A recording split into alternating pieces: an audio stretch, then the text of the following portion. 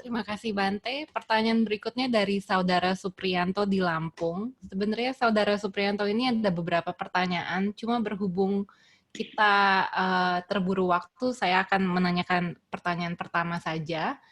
Di kisah Anggulimala yang sudah melakukan tindakan membunuh manusia yang cukup banyak, Anggulimala dapat mencapai arahat. Mohon penjelasannya proses karma dari perilaku Anggulimala. Terima kasih. Iya, iya, bagus. Poin pertama adalah yang ingin saya sampaikan terhadap cerita Anggulimala. Ini adalah teladan yang bagus bagi Anda yang sering menghukum diri Anda terlalu berlebihan.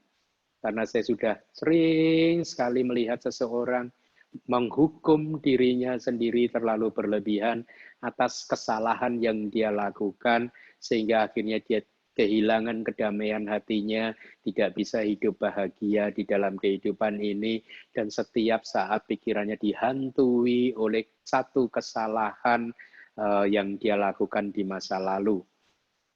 Pesan saya, bayangkan kalau Anda jadi Anggulimala dulu, membunuh sekian banyak orang, stresnya kayak apa. Kalau dengan sisi lain, Anggulimala yang sudah melakukan kejahatan yang seperti itu saja, akhirnya bisa jadi arahat. Jadi Anda harus bisa let go of kesalahan-kesalahan Anda. Ya, kesalahan di masa lalu sudah terjadi, ya sudah terjadi. Kemudian Anda harus segera bangkit, pelajari, bertekad untuk tidak melakukannya. Mengulanginya lagi. Itu adalah cara terbaik untuk dealing dengan kesalahan-kesalahan apapun. Nah, terhadap pertanyaan dari Saudara Supriyanto, ya, Anggulimala memang banyak melakukan pembunuhan.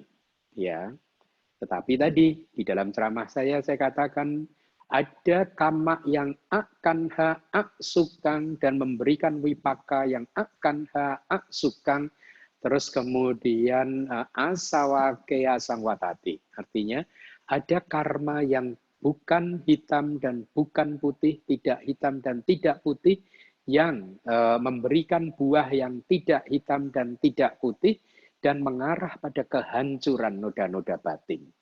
Ya, Anggulimala lolos dari buah karma buruknya karena dia mencapai tingkat kesucian arahat dengan kemunculan kesadaran arahata, ya, jalan arahata. Kesadaran jalan arahata atau arahata magga dia menghancurkan semua deposito karma buruk dia, karma baik dia yang bisa berbuah di kelahiran yang berikutnya. Ya, itulah mengapa ketika dia parinibbana semuanya menjadi ahosi, tidak berfungsi lagi. Tetapi walaupun demikian, ketika dia jadi arahat pun dia masih harus memetik buah karma buruknya, kan? Dia dilempari oleh penduduk dan lain sebagainya, kan? Ya, jadi dia masih memetik buah karma buruknya. Tapi dia beruntung karena dia sudah menjadi seorang arahat, noda-noda batinnya sudah hancur, hatinya sudah murni, jadi dia tidak merasakan kebencian apapun, kemarahan apapun, kejengkelan apapun, dendam apapun ketika penduduk-penduduk desa melempari dia begitu. Nah, jadi begitu itu penjelasannya karena dia mencapai arahata magga, jalan arahata yang membuat dia menjadi seorang arahat, ya, arahata jalan. Kesadaran jalan arahata tersebut menghancurkan semua di kelahiran setelah itu, ya. Kalau dia masih harus lahir lagi, ya dia mungkin akan menikmati buahnya. Ketika dia tidak harus lahir lagi, karena dia sudah mendapatkan karma yang bukan gelap atau bukan hitam, bukan putih, menghasilkan buah yang bukan hitam dan bukan putih, dan mengarah pada kehancuran noda-noda batin gitu. Nah, mungkin masih ada sisa waktu sedikit, saya sampaikan saja penjelasan apa sih karma hitam dan karma putih. Karma hitam itu tidak lain adalah karma buruk, ya.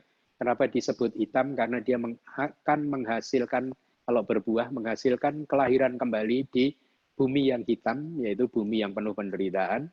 Dan di kelahiran, di dalam sepanjang kehidupan, dia akan menghasilkan resultan yang gelap, yaitu berupa pengalaman kemunculan kesadaran-kesadaran atau pengalaman-pengalaman kehidupan yang tidak baik gitu, ya. Sedangkan karma putih adalah kebalikannya, dia adalah karma baik, yang berbuah di bumi yang putih, yaitu penuh kebahagiaan, bisa bumi manusia, bisa bumi surga, begitu ya. Dan kalau dia berbuah di sepanjang kehidupan, dia akan bertemu dengan pengalaman-pengalaman kehidupan yang baik. Jadi hukum karma itu begini, apa yang Anda lihat, apa yang Anda dengar, apa yang Anda cium melalui hidung Anda, aroma Anda ya rasakan melalui lidah, Anda sentuh melalui tubuh, itu sebenarnya adalah buah dari perbuatan. Strictly speaking, buah dari karma adalah kesadaran yang melihat, kesadaran yang mendengar, dan seterusnya. Dengan kata lain, kalau Anda melihat sesuatu yang baik, maka yang melihat adalah kesadaran buah karma baik. Artinya, bahasa sehari-hari, ketika Anda melihat sesuatu yang baik, Anda sedang memetik buah karma baik. Kalau Anda mendengar suara yang baik, Anda sedang memetik buah karma yang baik. Kebalikannya adalah Anda sedang memetik buah karma yang buruk, atau melihat, mendengar sesuatu yang buruk adalah menikmati buah karma yang buruk, begitu ya. Nah, sedangkan karma yang tidak hitam dan tidak putih menghasilkan karma yang tidak hitam dan tidak putih adalah karma yang ada di kesadaran jalan. Dia tidak menghasilkan hasil yang hitam dan hasil yang putih, karena kalau dia menghasilkan hasil yang hitam, maka dia masih harus lagi lahir di alam yang bawah. Kalau dia harus menghasilkan karma yang hasil yang putih, dia masih harus lagi lahir di alam yang baik, alam manusia atau alam surga, begitu. Tapi seorang arahat sudah tidak lahir lagi. Itulah mengapa buahnya adalah bukan hitam dan bukan putih, gitu. Nah, jadi yang terjadi pada Anggulimala adalah seperti itu. Karena dia berhasil memunculkan kesadaran jalan arahata, maka jalan arahata tersebut menghancurkan semua deposito karma baik dia, karma buruk dia, semuanya yang tersisa hancur semua sehingga tidak bisa menghasilkan buah di kelahiran setelah kematiannya sebagai Anggulimala. Ya, makanya setelah dia meninggal dunia, parinibbana, ya, padam total, buah karmanya tidak dialami lagi. Demikian, semoga menjawab. Terima kasih.